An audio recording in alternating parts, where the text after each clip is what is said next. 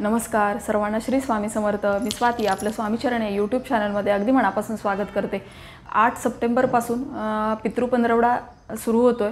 तर या काळामध्ये आपल्याला पितरांच्या वेगळ्या वेगळ्या सेवा करायचेत, पण आपल्याला पितृदोष का लागतो, त्याची कारणं काय आणि काय उपाय केले पाहिजे याबद्दलचीच माहिती मी आज सांगणार आहे। तर बघा, काही अशा छोट्या छोट्या चुका असतात ज्या आपल्याकडून होतात आणि आपल्याला पितृदोष हा लागत असतो। पत्रिकेमध्ये पितृदोष असेल तर याचे खूप सारे परिणाम आपल्याला भोगावे लागतात।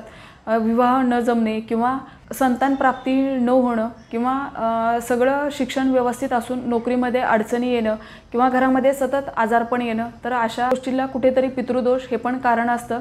तर असा पितृदोष हा आपल्याला नष्ट करायचा आहे। तर आजच्या व्हिडिओमध्ये पितृदोषाची कुठली कारणं आहेत आणि त्याच्यावर काय आपण उपाय करायचा आहे, तर हेच मी तुम्हाला सांगणार आहे।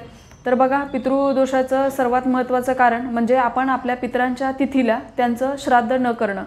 त्या पितरांची जी तिथी असते त्या तिथीला आपल्याला आवर्जून आपल्या पितरांचं श्राद्ध करायचं असतं।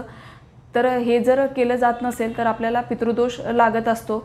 मग आपल्या घरामध्ये जर एखादी व्यक्ती मृत पावल्या तर आपण मुंडन न करणं, म्हणजे पुरुषांनी पूर्ण केस हे काढायचे असतात। तर हे जर आपण केलं नसेल तरी पण आपल्याला पितृदोष लागत असतो। तर आता हे पितृपक्षाचे 15 दिवस आहेत। या तिथीला आपल्याला आपल्या पितरांच्या स्मरणार्थ काही अन्नदान किंवा गरजूंना काही वस्तूंचं दान हे आपल्याला करायचं असतं। याच्याने आपले पित्र हे संतुष्ट होत असतात। आपल्याकडून अशा काही छोट्या छोट्या चुका होतात ज्याच्याने आपल्याला पितृदोष लागत असतो। तर आपण सर्वात महत्त्वाची चूक म्हणजे आपण कणिक भिजवतो, ज्यापासून आपण पोळ्या करतो किंवा चपाती करतो, अशी ही कणिक आपण भिजवतो आणि ती जर जास्तीची शिल्लक राहिली तर ती आपण फ्रीजमध्ये ठेवतो आणि मग ती दुसऱ्या दिवशी वापरतो। तर अशी भिजवलेली कणिक ही आपल्याला चुकून ही फ्रीजमध्ये ठेवायची नाही आहे किंवा ती अशीच ठेवून द्यायची नाही आहे। कारण बघा, अशी जी कणिक आपण भिजवलेली ठेवतो तो त्याचं पिंड बनत असतं। अशी भिजवलेली कणिक जर आपण वारंवार आपल्या फ्रीजमध्ये ठेवत असू तर याच्याने आपल्याला प्रखर पितृदोष लागतो। कारण अशी भिजवलेली कणिक ही पिंड समान मानली जाते, याच्यामध्ये जंतूंचा प्रादुर्भाव होतो। त्यामुळे आपण आपल्याला जेवढी गरज आहे तेवढीच कणिक भिजवावी आणि जर एखाद दोन पोळ्यांची कणिक जास्त झाली असेल तर आपण त्याची पोळी करून घ्यायची आहे आणि मग ती आपण जरी संध्याकाळी खाल्ली तरी चालेल। पण अशी ही भिजवलेली कणिक ही आपल्याला चुकूनही फ्रीजमध्ये ठेवायची नसते। या पितृपक्षाच्या 15 दिवसामध्ये तर आपल्याला ही चूक अजिबात करायची नाही आहे। जर ही सवय आपल्याला असेल तर ही आजपासून आपल्याला बदलायची आहे। आपल्या फ्रीजमध्ये आपण अशी भिजवलेली कणिक ही ठेवायची नाही आहे।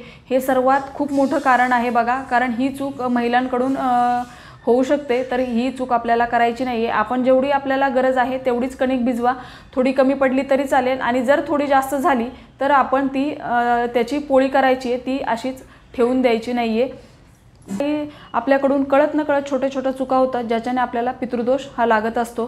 तर पितृदोष आहे याची लक्षणं काय असतात, तर घरामध्ये सततचं आजारपण असणं, नोकरीमध्ये किंवा व्यवसायामध्ये यश न येणं, पैशाची सतत चणचण असणं किंवा वारंवार गर्भपात होणं किंवा एखादं मूल जन्माला येतं आणि लगेच मृत पावणं, तर हे प्रखर पितृदोष असण्याची लक्षणं आहेत।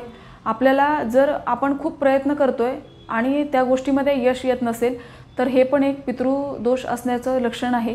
किंवा आपले पित्र हे आपल्या स्वप्नात येतात आणि जर ते जेवण मागत असतील तर आपले पित्र हे संतुष्ट नाही आहेत, कुठेतरी त्यांना त्रास होतोय म्हणून या गोष्टी घडत असतात।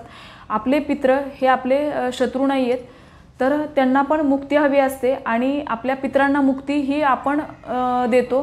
म्हणजे बघा, पितरांना मुक्ती द्यायचं काम हे त्यांचे वंशजच करू शकतात। त्याच्यामुळे ते काहीतरी अडकाठी किंवा काहीतरी अडथळे हे आपल्या आयुष्यात आणतात की जेणेकरून पितरांना मुक्ती द्यायचं काम हे त्यांचे वंशजच करत असतात। त्याच्यामुळे असा हा त्रास आपल्याला होत असतो। तर त्यामुळे आपल्याला जर असे काही त्रास असतील तर ही पितृदोष किंवा पितृसंतुष्ट नसण्याची कारणं आहेत किंवा आपल्याला पितृदोष आहे असं समजून घ्यायला हरकत नाही। तर त्याच्यामुळे आपल्याला आपल्या पितरांच्या तिथीला थोडासा दानधर्म करणं किंवा पितरांचं श्राद्ध करणं या गोष्टी आपण नक्कीच करायचेत।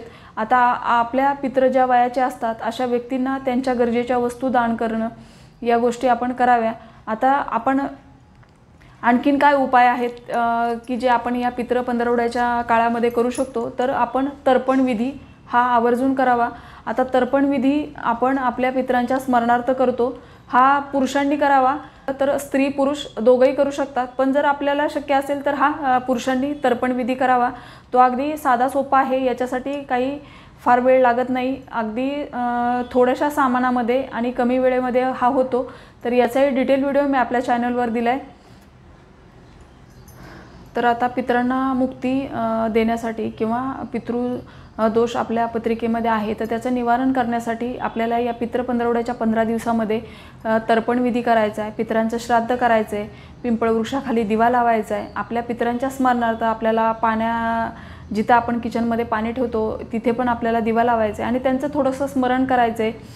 नंतर आपण अमावस्या तिथीला आपल्या पितरांना दही भाताचा नैवेद्य ठेवू शकतो. आपल्या अमावस्येला आपल्या पितरांच्या स्मरणार्थ अन्नदान करावं किंवा ज्या गोष्टींचं दान तुम्हाला शक्य होईल यथाशक्ती, म्हणजे आपण आपल्या ऐपतीप्रमाणे आपल्याला जेवढं शक्य आहे त्याप्रमाणे आपण यथाशक्ती आपल्या पितरांच्या स्मरणार्थ दान करावं.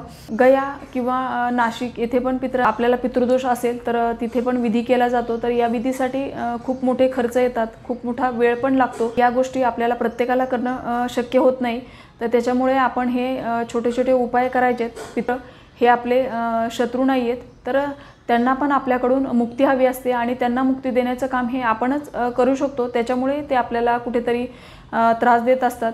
तर अशा पद्धतीने आपल्याला आपल्या पितरांची सेवा करणं हे अनिवार्य आहे. तर आपण आज व्हिडिओमध्ये बघितलं की पितृदोषाचे काय कारणं आहेत, त्याच्यावर उपाय काय आहेत आणि आपण कुठल्या गोष्टी या काळामध्ये कराव्यात.